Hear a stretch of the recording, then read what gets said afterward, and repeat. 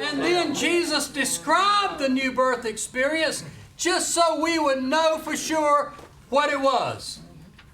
He said, now, the wind blows wherever it will. You don't have any control over that.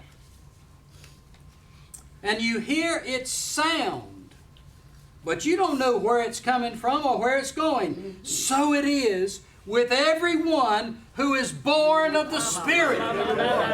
You don't know anything about what God's up to, where He's going to move next, where He moved last week, 5 minutes ago. But when He moves on a person to give them the new birth, you hear something. So is every person born of the Spirit of God. Jesus knew when a person would be born again. And He knew He had to die to make that possible.